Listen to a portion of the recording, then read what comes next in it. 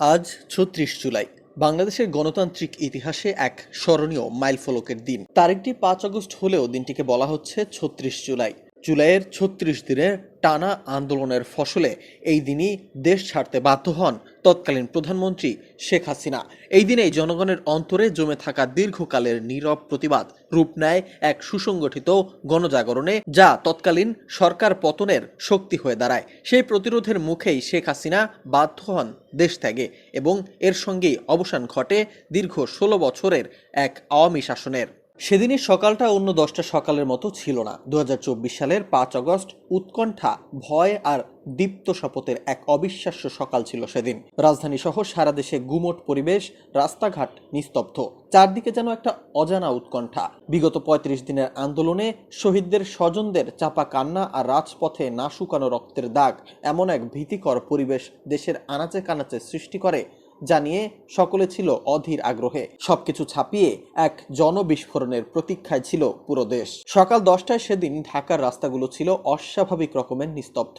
মোড়ে মোড়ে সেনাবাহিনী, র্যাব, বিজিবি, পুলিশ সহ আইন শৃঙ্খলা বাহিনী মোতায়েন করা। ফাঁকা সড়কে কোথাও শব্দ নেই, গুটি কয়েক মানুষ বের হয়েছে জরুরি কাজে। রাস্তায় অটোরিকশা আর দু একটি সিএনজি চালিত অটোরিকশা দেখা যায়। যারা বের হয়েছেন তাদের চোখে মুখে ভয় আর অজানা আতঙ্ক। গন্তব্যটা শাহবাগ। সকাল 10:30টার দিকে বাংলাদেশ মেডিকেল বিশ্ববিদ্যালয় বা পিজি হাসপাতালের বহির্বিভাগের সরু গলিতে জড়ো হয়েছেন শতাধিক মানুষ।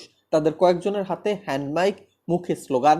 শাহবাগ থেকে সায়েন্স ল্যাব সড়কে সেনাবাহিনীর ৩-৪টি গাড়ি আর কিছু সেনা সদস্য তখন টহল দিচ্ছিলেন। বেলা 11টার দিকে রিকশায় করে পিজি হাসপাতাল ও বারডেম থেকে কিছু রোগীকে বের হতে দেখা যায়। তাদের চোখে মুখেও আতঙ্ক, দিশেহারা রিকশা চালকরা। শাহবাগ এলাকায় কাউকে দাঁড়াতে দেয়া হচ্ছে না। একই সঙ্গে শাহবাগ থানার সামনেও প্রায় ১০০ পুলিশ মোতায়েন করা। টিএসসি থেকে শাহবাগ পর্যন্ত কিছু বিচ্ছিন্ন আন্দোলনকারী ও গণমাধ্যমকারীরা হাঁটাহাঁটি করছিলেন। বেলা 11টার পর শাহবাগ মোড় থেকে শোনা যাচ্ছিল গুলির শব্দ। চাংখারপুল থেকে আসছে গুলির শব্দ, মাঝে মাঝে ককটেল বিস্ফোরণেরও শব্দ আসছে। ঢাকার বাতাস তখন আবারও ভারী হয়ে উঠল। দুপুর ১২টা নাগাদ শাহবাগ প্রায় জনশূন্য। কেবল সেনা সদস্য ও সংবাদকর্মীরা অবস্থান করছেন। সোয়া ১২টার দিকে হঠাৎ করেই কোলাহল ভেসে আসছিল মৎস্য ভবনের দিক থেকে। স্পষ্ট শোনা যাচ্ছিল এক দফার স্লোগান।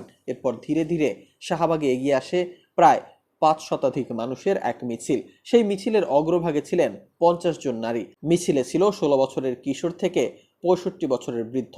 কারো চেহারায় কোনো ভয়ের চিহ্ন নেই। এগিয়ে আসা মিছিলের স্পষ্ট স্লোগান জানিয়ে দিচ্ছিল, এই জনতাকে আর রুখে দেয়া যাবে না। মুহূর্তেই শাহবাগ মোড় জুড়ে ভরে গেল মানুষের স্রোত। সেনাবাহিনীর ব্যারিকেড পার হয়ে শাহবাগ মোড়ে বসে পড়েন আন্দোলনকারীরা। চারদিকে শুধুই স্লোগান। বেলা গড়াতেই মানুষের স্রোত আরও বাড়তে থাকে।